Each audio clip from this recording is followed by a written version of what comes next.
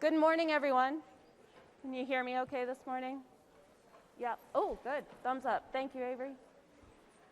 All right. We will get ourselves started. We're on page 97, I believe, today. We're going to dive in with some announcements, things that will be good for you to know coming up. A new extra credit blog prompt is up for you. There are 4 of these over the course of the semester. This is the 3rd of 4. You get two extra credit points for responding to all 4 of them. And it doesn't take long. It's kind of an extra way of getting some thoughts out there and maybe seeing what other people in the class are thinking about. You can read their prompts or their answers to the prompt there. So that's an opportunity for you, extra credit blog prompt. This isn't all of it, but it has to deal with what a lot of you were talking about, or some of you were talking about, or that I'm hearing from your TAs about the sense of pessimism, that it's hard to believe that change is possible. So here it is. We'll just, get some of that out. That's beautiful. The next extra credit movie happening next Thursday, March 31st in 262 Willard, Before the Flood, a fantastic flick. So come and have some conversation about it, write a little bit in your journal and get some extra credit points for that.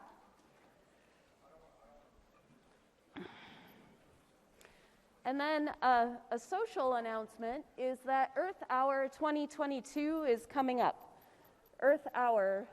So from 8:30 p.m., wherever you are, until 9:30 p.m., the folks that work for this Earth Hour encourage you to switch off your lights, to stand united for each other and the one home we all share. This happens in cities and towns, countryside, all over the planet at this 1 hour, 8:30 to 9:30 p.m., and so it's kind of, by different time zones all the way around the world. So it's not just a symbol of solidarity for the planet and with each other, it's also a catalyst for change. The electricity that's saved in this 1 hour all the way around the world makes a big difference. So it also helps us to be aware and share that awareness of nature and the climate crisis, and the idea that we're going to bring a bright future to the generations after us.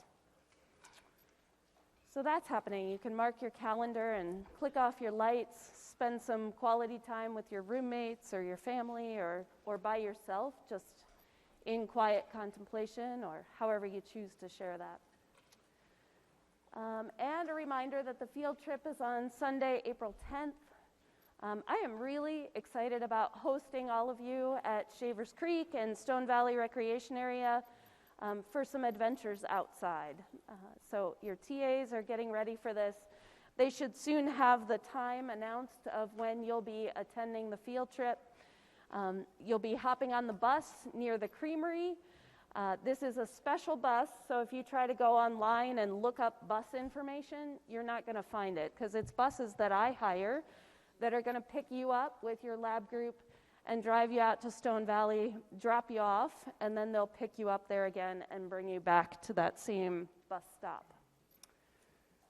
So that'll be the field trip, making sure that you're coming prepared that day with your water bottle and clothes appropriate for whatever the weather is going to be, and maybe a snack to share with your group. Snacks make everything fun. So you'll get more information from your TA as we get closer to that day. There will be no lab, therefore, on April 6th on April 7th and 8th. So Thursday and Friday that week, there's no lab, and we'll just be spending time outside together.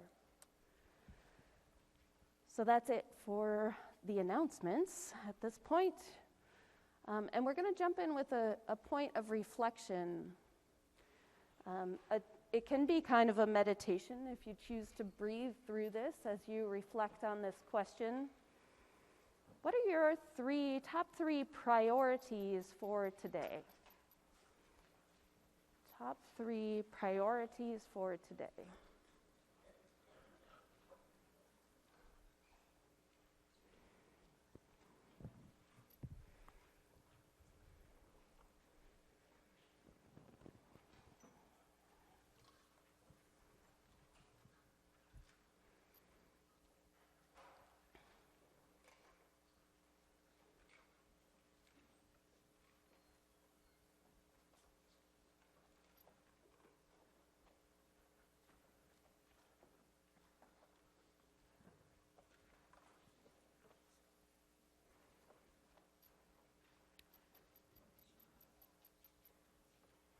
And then when you have those listed for yourself, talk to your partner about those, and then we'll get the microphones out.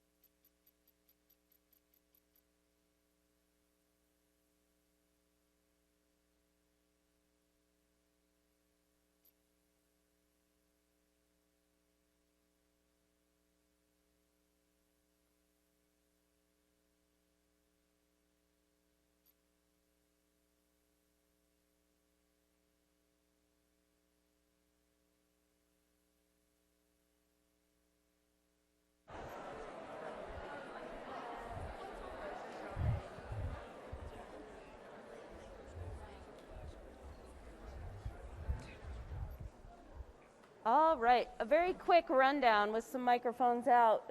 What are some of your priorities for today? Right now we're just going to list them, and then later we'll come back to this list. What's on your priorities for today? Thanks, Doug. Do you want all three or just one of them? Oh, go ahead with all three, if you're willing to share. All right, yeah, so the first one is, it's like a super busy week, so I'm just going to try and make sure I get everything on my schedule done and just stay ahead of everything.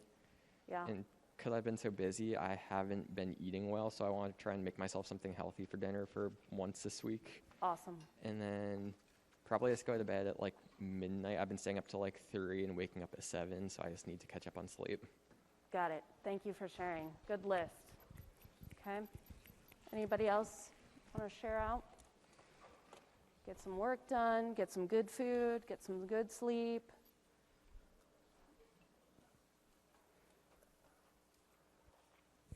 My 3 priorities for today would be like accomplish all my work. I've been behind on a couple school assignments, so that's my goals today. Go to the gym and also clean my room and kind of like decompress.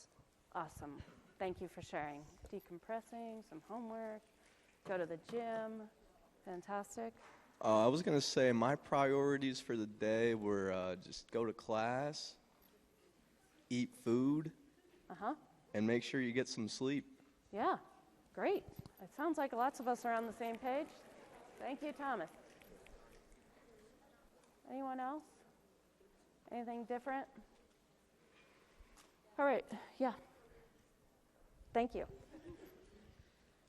Okay, so I also have eating because when you get in a busy week, I just forget to eat. So I have like eating and getting all my work done because I have a conference to go to on Thursday and Friday. And then my partner and I both had meditating because I feel like, again, like a busy week, it's very important to just like take like 10 minutes to yourself and just like meditate like even before bed or like before you go to the gym or something and just like center yourself again and like realize like where you are and like ground yourself. So Sweet. Thank you. Cool. Okay, so we're going to keep this stuff in mind. I don't see anybody else right now. We'll keep this stuff in mind as we go through today's class. So I'm going to start this with a story. So there was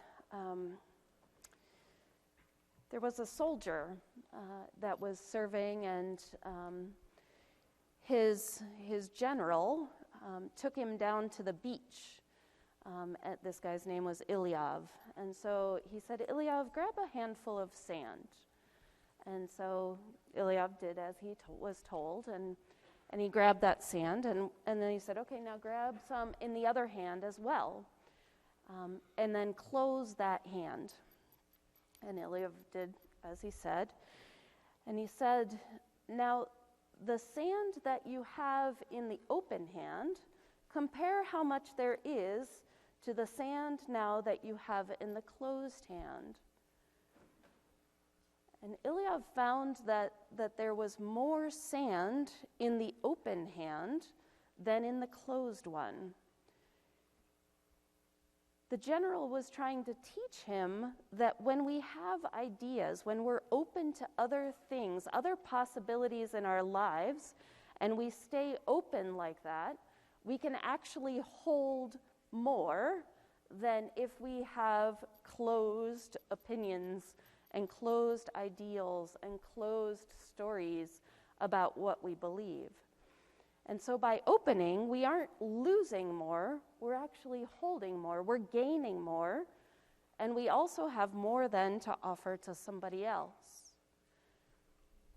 So I want you to keep that in mind today, because we're going to play with some kind of challenging ideas that might challenge what you know or what you think you know about our culture in the United States.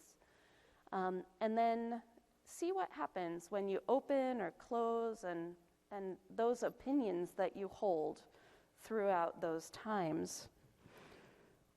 So you might also want to reflect on, what is it that I hold really tightly that may or may not serve me? Okay. So where we were last Monday is that we were here in this very challenging place, and this was the thesis, the idea, the theory, the hypothesis that I put forth to you. That separation from self and separation from each other, separation from earth, is what's leading to ecocide, which is what we're in right now.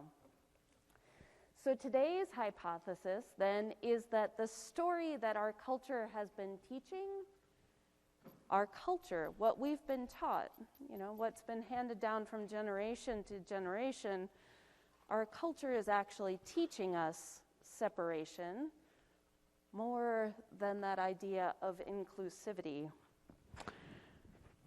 So when I use the word hypothesis, this is my idea, my presentation, and I'm going back to the beginning of the semester when we looked at the scientific method, where I've taken what I've questioned, and I've observed things, and then I create a hypothesis.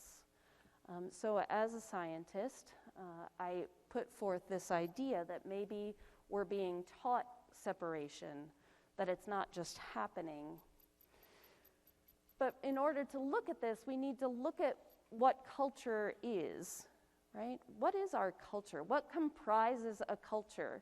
And it's all kinds of things. It's our language, it's our medical cures, all these things that are up here on the slide, right, that are related to culture, that play into our ideals. A big part of this is history, the idea that our history is carrying forward what's happened for us and what creates this big thing that we call culture. It's the integrated pattern of knowledge that gets passed on from one person to the other. It could be a belief or a tradition. It's what the capacity that we know for learning and knowledge. It's the features that punctuate our everyday life. So we need to look back at some of the stories, and this is where it can get kind of hard. We need to look back at some of the stories of our country, of the United States of America. And the first big one is the arrival of Columbus to our shores. So Columbus was sent here from Europe to settle, to colonize, to create culture here. And that's because he was tasked by the king, and actually Pope Alexander VI was the one who sent him over, a spiritual validation for Columbus. He was on this quest to spread Christianity, particularly the Catholic faith, to all the people around the world. So that's why Columbus came here, because he was looking to spread Catholicism to whatever people he met here. In fact, the quote is that everywhere the Christian religion shall be exalted and be everywhere increased and spread, and that the health of souls be cared for, and that the barbarous nations be overthrown and brought to the faith itself. So bringing the Christian purity of the Europeans. So this happened, 1493 is when that quote was, because the Pope was so proud of Columbus and what he had done. Then, moving forward, people started colonizing there in the east. This was the next big piece that happened, was the Louisiana Purchase. So this huge piece of land here, the United States government under President Jefferson purchased the territory of Louisiana from the French in 1803. So imagine, put yourself back in that time as much as you can. Imagine yourself there. So the French settlers, this had come in and just claimed this big piece of land. So when it was purchased then, we had to figure out what to do with it, or they did. They had to figure out what to do with it. And they called it manifest destiny. Manifest destiny was a phrase coined by the newspaper editor John O'Sullivan in 1845. The idea that the United States is destined by God to expand dominion and spread democracy and capitalism across the North American continent. So again, this belief that we are to spread not just the religion now, but also democracy and colonization across the country. And where that all comes from is this biblical quote, God blessed them and said unto them, be fruitful and multiply and replenish the earth, and so subdue it, have dominion over it. And so this is what they were going on. Except that there's, I'm getting ahead of myself. So the story of our history of this country is that this story is to be pushed across the country, right? President James Polk was the leader most associated with Manifest Destiny, and the key was that they were also the whole point of colonization was that they were also spreading slavery across the country. That's what democracy and colonization meant to the people in the 1800s. So this westward expansion was able to carry slavery that through those colonies, and all under the idea that it was preordained, that we were supposed to take this land and make it ours as Americans, right? Except that there were already people here. There were already about 60 million indigenous people living here at that time. Actually, at that time, there were less than that. 60 million indigenous people lived here when Columbus landed in 1492. And very quickly, those indigenous populations started to decline because the colonizers brought with them smallpox and measles and influenza. These are germs and diseases that these indigenous populations had no way to fight. And so about 90% of the native people died between 1492 and 1900, either because of this disease or at the hands of the white people who were trying to settle this middle part of the land. About 54 million people died in that time. So it seems odd now to me to hear, French explorers just coming in and claiming this huge portion of land when there were already people on it. It's hard for me to picture how that was okay, not from a place of judgment, but of curiosity. What was going on for them?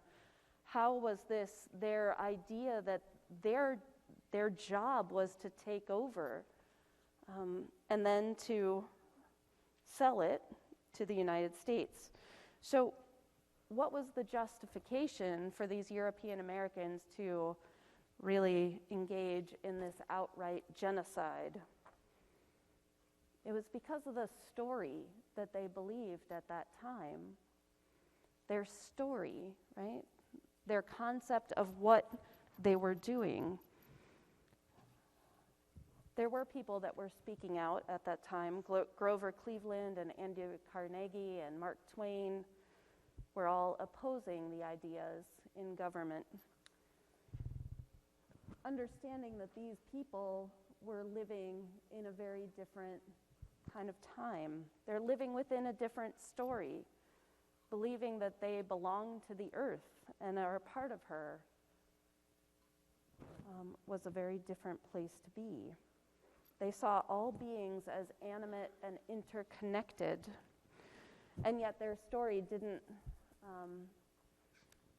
last the way that the other story that we're living in did. Those Native American people the children were taken, brought to boarding schools, which led to a cultural genocide. It's why we don't hear much about their story at this point in time. The integrated pattern of human knowledge and belief and behavior, their culture was squelched. They cut their hair. They took away their clothes. They wouldn't let them speak their native languages. The barbarians were taken to have culture placed upon them. And so why am I telling you this story today? How do you see manifest destiny still playing out and being present in our culture today? I'd like you to talk to your partner about that.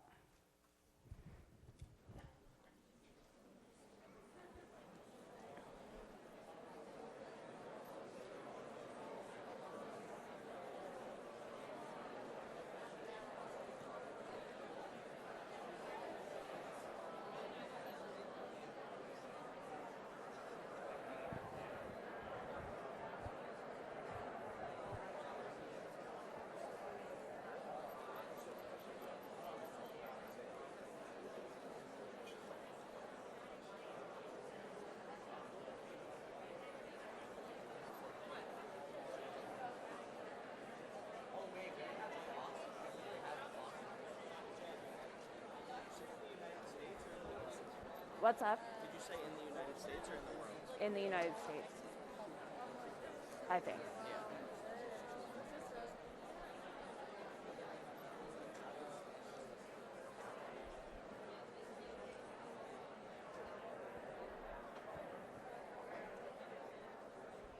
Okay, Jamie.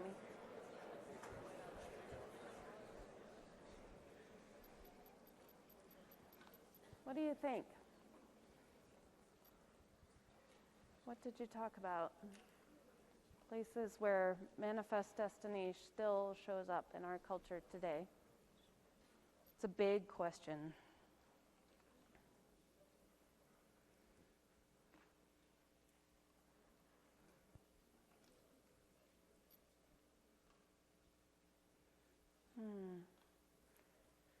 Can you come? Yes, thank you. Down this way. Yes, go ahead. Okay. I think that manifest destiny today basically boils down to kind of white entitlement, that we have like a right to the land and like the environment and things. Like I kind of think back to, I think it was like 2016 or 2017 with the Dakota Access Pipeline, that a lot of people were concerned with like jobs in the economy and oil, but they never took into account like how that was going to affect like the native tribes in the area and things like that. Thank you. Well stated. Yes. Go ahead, Terry. So my group and I were kind of talking about how when Columbus showed up, they were focused on buying the land and owning the land, but the native people didn't own the land because they didn't believe that land could be owned. It wasn't a material item. So I feel like capitalism has kind of just taken over society. And the native society wasn't a capitalistic society. They lived almost in harmony with the earth. And I think from that moment that Columbus arrived, capitalism kind of took over the land. From there. Thank you. Yeah. Well said. Kevin, there was somebody else. Do you still have a comment? Yeah. Thank you. Yeah, I think that in the way that we still force Native Americans to live on reservations, and it's a lot of Native American young women go missing and nobody really cares. I think that's a way that we still enforce Manifest Destiny, and also in the way that when immigrants come to the United States, I think that we're still kind of doing that assimilation thing where we make people speak English when we don't really have a national language. So hard. Stuff is so hard. Thank you for speaking up. Anything else?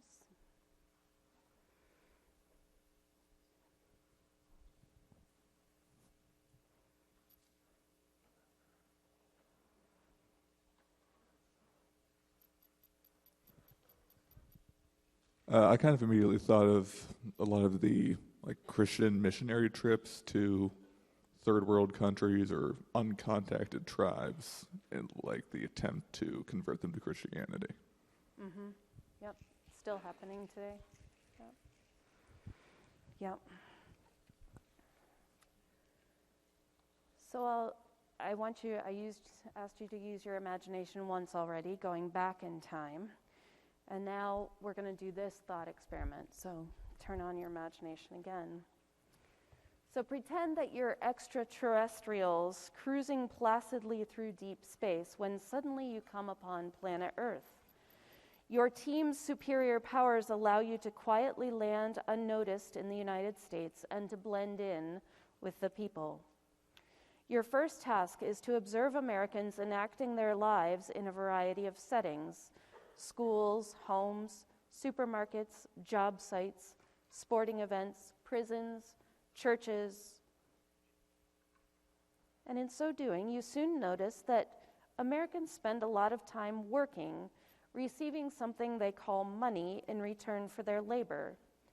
You note as well that the money to acquire all manner of things, houses, cars, clothes, food, gadgets, furnishings, electronics, property, and so on. By tracking their daily conversations, you deduce that these Americans believe that the access to stuff ensures their well-being. So it is that you summarize the story of this culture with the formula work, money, stuff, well-being. You name this story economism because in this culture, it appears that the purpose and meaning of life is viewed primarily through the lens of economic activity. That means working, consuming, investing, inventing, manufacturing, buying, selling, and so forth. As your investigation continues, you find that the central purpose of schools in this society is to train young people to join the workforce, thereby ensuring that the economy thrives. You also discover that the primary role of government is to promote policies ensuring that businesses flourish. As for planet Earth, it is regarded primarily as a supply house for raw materials and as a depository for waste. Your team goes on to visit other countries and concludes that economism is a global phenomenon. It is at this point that Mission Control directs you to determine how well this story of economism is actually working. Are people happy? Do their lives have significant meaning and purpose? Are they generous and caring toward each other? Is their home, planet Earth, becoming ever more healthy and vibrant and beautiful? Seeking answers, your team sets to work, this time surveying all available research archives and media outlets to assess the effects of economism on planet Earth and her people. Despite the immensity of this task, it soon becomes evident that the health and well-being of planet Earth is in decline. Climate chaos, widespread species extinction, growing ocean acidification, widespread freshwater contamination, along with soil loss, provide plenty of evidence.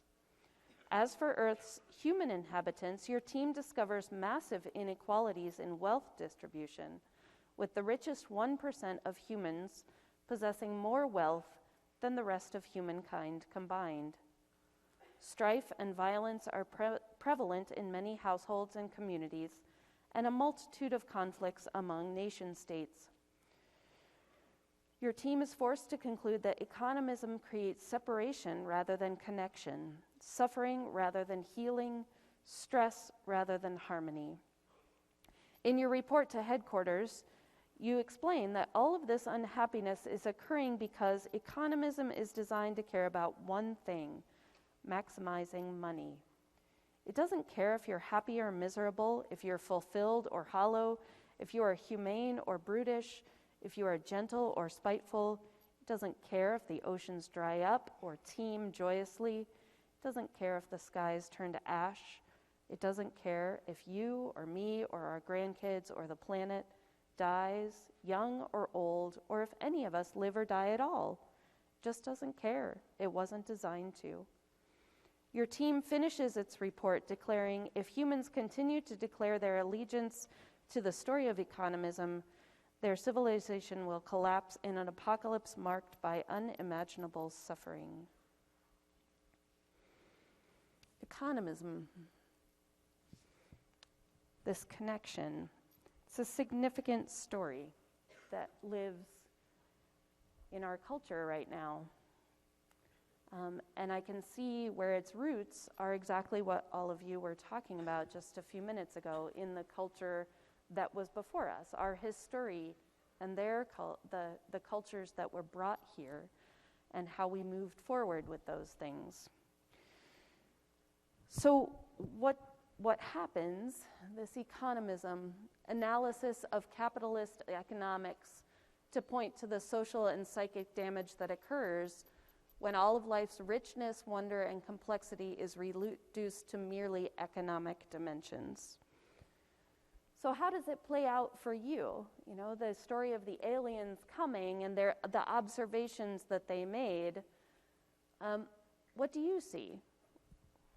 Do you see it in the story of aliens? It's okay if you don't. What is the purpose of school? What's the purpose of government? What's the purpose of Earth? Take a minute to reflect on this and see, I mean, if you debate the story, I definitely welcome that. I definitely welcome that.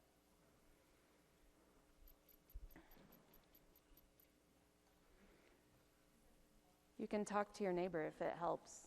Yeah, I think it helps process.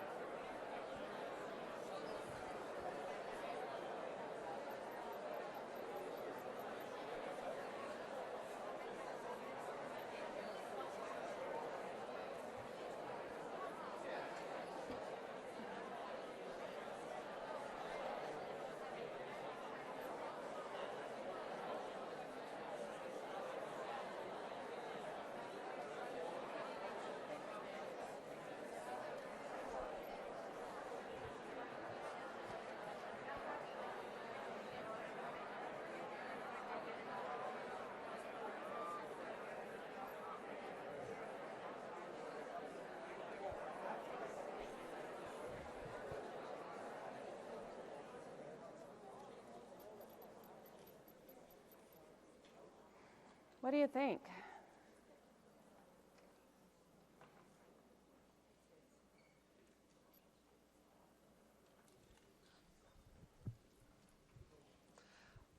I would definitely say as a whole, I agreed with the story, although I would say one huge caveat is, like especially nowadays with the internet and user-generated content that is dissimilar from like whatever the mainstream media like pushes on you or what school pushes on you, you do have some degree of choice, and obviously evidenced by this class that there is a group of people that are questioning the mainstream narrative, and there is some sort of freedom or hope for change for the better, but I definitely think it's a pretty big uphill battle that you often have to tread alone, but it's worth it, I think.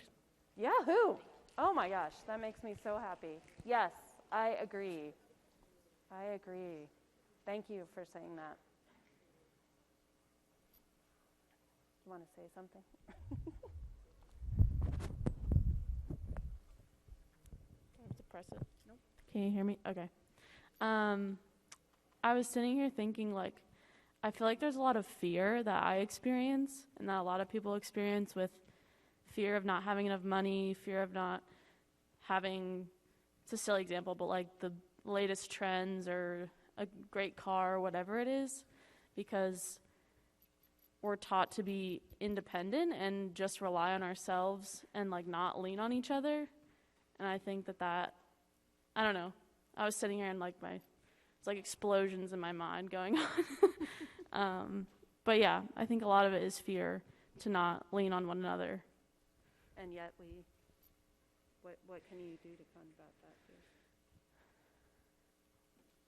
I guess trust in other people more, and that's plays into, Jen asked me how I can combat that, and I think trusting in people more, and like we're just taught to be so separate and to just worry about ourselves. And you just see it everywhere, and it's just becoming more and more apparent to me. Yeah. Thank you, Jamie. Any other thoughts? I hear the fear thing. Yeah, go ahead. Oh, here comes a microphone. Me and my group were talking about school and like the purpose of it, and I was kind of just saying like I really don't understand it.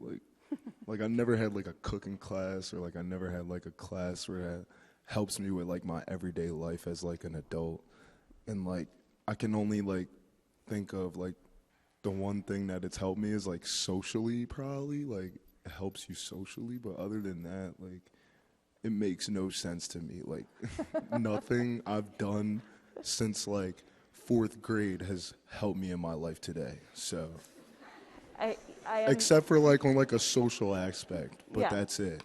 Right. It makes no sense. I am so glad that you said that, and it sounds like you've got lots of supporters in this room. And as a mom with a 4th grader and a 2nd grader, it's hard when they're like, well, actually, we would rather stay home and make stuff. And I'm like, hell yeah, like stay home with me and make stuff. Like, except I can't. I have to get up and say, it's the law. You have to go to this institution and write these things and sit in those chairs and not be outside and not, yeah. And so I thank you for saying that. And it's definitely a struggle, right? So, and yet, thinking about the people that are in this room, and I will say this to you over and over, gives me so much hope, because that's your experience. So what's going to happen for those of you who are educators and those of you who can shift and change? And okay, I'm on a rant, but there's lots of positivity. I love this. Avery, go for it. I just want to propose a different end game for your hypothesis. Good. So instead of well-being, because who's really well, let's, I mean, I'm serious. Like, school doesn't teach us how to be well, just like what was just told. We're not told. The government doesn't really give a shit, sorry, if you're well. But I want to propose that instead of well-being, it's relevance. Like, we do all of these things so that we are seen by other people as being relevant. We, as a United States, do things for the purpose of remaining relevant. So I want to propose that instead of well-being, because no one here, no one at all, is 100% well. Some people aren't even being, like relevant. Yeah, could you define relevant for us in your example? I think it's lovely. Yeah, so, we have the advent of social media, TikTok, and as one of my students was saying the other day, these 10-minute YouTube videos aren't doing it for us anymore, so they cut down for the purpose of our attention span shrinking. If we get these small little snippets of things that can make us feel good for a very short amount of time, we feel important, we feel relevant. I personally feel relevant if, something speaks to me, but I'm not seen by society. Like, I'm sorry, most of the people in this room, unless you're an influencer, quote unquote, you're not seen by society. So how is it, making you well? It's not. So, food for thought. Yeah, love it. Thank you. All right. I think so we're just in this place where I want you now to reflect, go back to your top 3 priorities for today. Go back to your top 3 priorities for today and think about how what you wrote down either fits into this story or doesn't fit into this story. Maybe some of it does. So it's just, again, what Avery just said, is food for thought, right? So how do your top priorities reflect what's in the culture? And also how does that, like our outer world, right? And how do your top 3 priorities reflect your inner world? Can be helpful. So we are jaded. We're jaded by groupthink in a lot of cases, and yet if we are here to realize the prisons of our mind that we're in, then we can also escape it, right? We can think outside. We can be individuals in this sense. So I'd like to, would you pull up that website for you?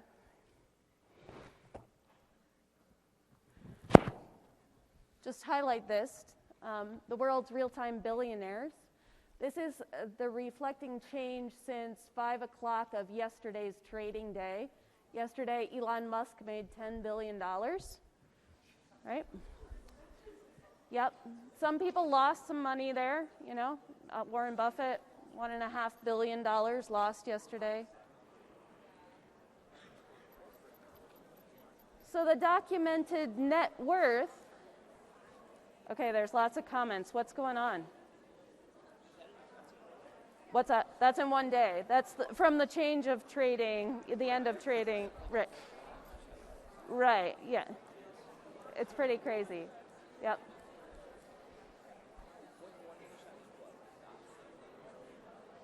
Right.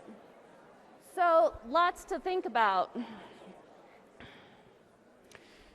The documented net worth of the billionaires is constantly rising, right?